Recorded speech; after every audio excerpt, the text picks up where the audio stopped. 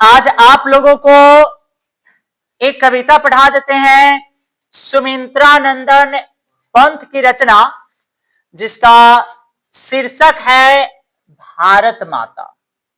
देखिए, सबसे पहले हम जिस देश में रहते हैं उस देश का नाम आपको भारत, और भारत से, धरती मां से हमें एक मां के जैसा प्रेम, स्नेह, आदर, सत्कार सब कुछ एक मां के जैसा मिलता है। इसलिए कवि इस चैप्टर का, इस पाठ का शीर्षक रखे हैं भारत माता, क्योंकि जिस प्रकार से अपने बच्चों को प्रेम, स्नेह, दुलार उसकी मां प्रदान करती है, उसी प्रकार से हमें भारत प्रदान करती है। इसलिए वो हमारे लिए माता तुल्य है, इसलिए इसका नाम है भारत माता।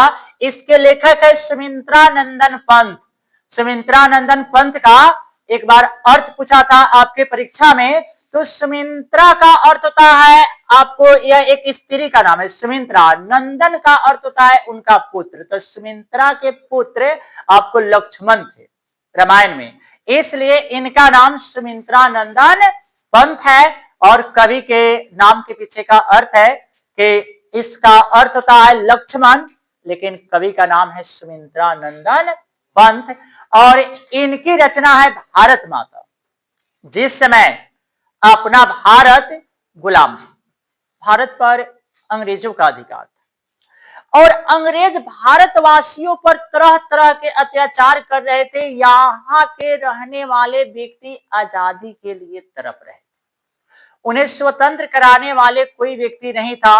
और भारत की दुर्दशा कैसी हो चुकी थी कि देखकर यहाँ के जो बुद्धिजीवी वर्ग थे उनके आंख से आंसू गिर रहे थे। अपनी जो भारत थी, तो भारत के अर्थव्यवस्था को देखते हुए, भारत की दुर्दशा को देखते हुए कवि लिखते हैं कि भारत माता ग्राम वासिनी।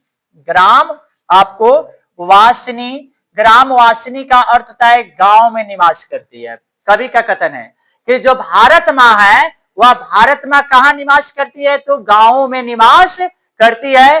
गांवों का उल्लेख इसलिए किया गया है कि अगर सच्चे भारत का अगर दर्शन हो सकता है तो गांव में ही हो सकता है, क्योंकि आज भी बच्चे अपने दादा के पास, दादी के पास बैठकर कहानियां सुनते हैं। आज भी बोलते हैं कि लोगों का आजीविका कृषि से चलता है। आपसी प्रेम और स्नेह आपको अगर देखने को मिलता है तो गांव में ही देखने को मिलता है।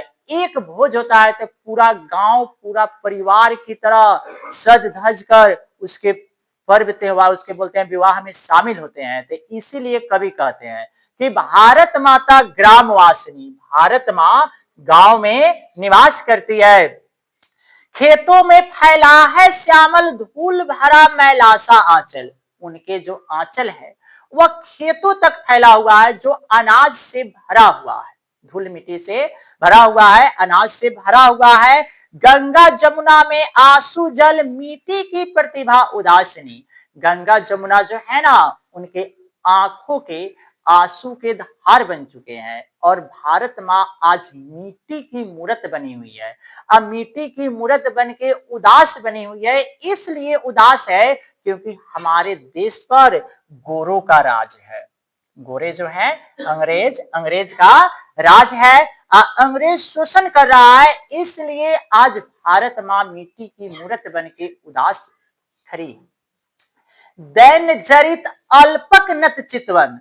जो मेरी भारत माता, दैन जरित का अर्थ होता है सोने चांदी हीरे मोती से सुशोभित रहने वाली। जो मेरी भारत मां थी कभी सोने चांदी हीरे मोती से सुशोभित होती थी।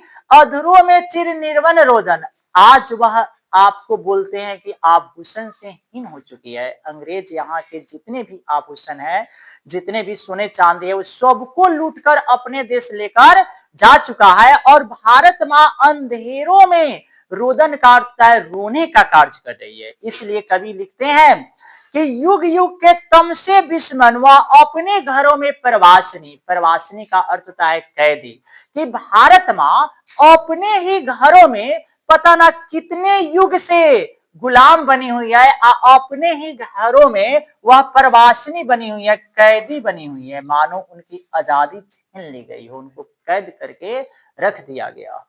कभी दूसरा पंक्ति लिखते हैं, 30 कोटि संतान नग्नतान। कोटि, कोटि का अर्थ होता है, आपको कहने का अर्थ है करोड़। हम लोग कहते हैं कि भोजपुरी भाषा में कि 56 कोटि देवता की सुमेरी। जब भी कोई पूजा पाठ करने जाता है तो 56 कोटि का अर्थ हुआ 56 करोड़, लेकिन यहाँ पे कवि लिखते हैं आपको 30 कोटि। लेकिन जिस समय रचना रची जा रही थी उस समय कहने का अर्थ है कि भारत की जनसंख्या 30 करोड़ थी। तो कवि लिखते हैं कि 30 कोटि संतान नग्नतान। यहाँ जो भारतीय हैं जिनकी संख्या 30 करोड़ है, उनके तन पर वस्त्र तक नहीं है। आपको अर्ध शोषित, शोषित निशस्त्र जन, आधे का शोषण हो चुका है। आपको बोलते हैं कि कैद की जिंदगी वह काट रहे हैं, मूढ़ असभ अशिक्षित निर्धन।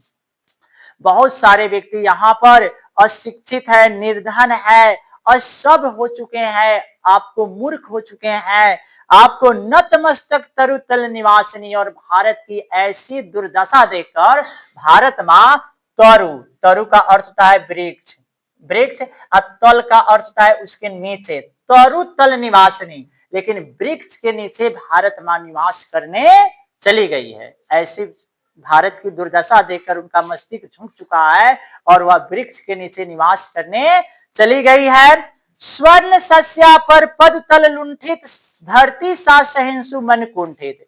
जैसे चंद्रमा के प्रकाश पर ग्रहण लग जाता है तो चंद्रमा का प्रकाश दिखाई नहीं देता है, ठीक उसी, चंद्रमा पूर्ण रूप से दिखाई नहीं देता है, ठीक उसी प्रकार से भारत माँ की वीरता पर, सुंदरता पर आपको ग्रहण लग चुका है और यह ग्रहण अंग्रेज लगा चुका है।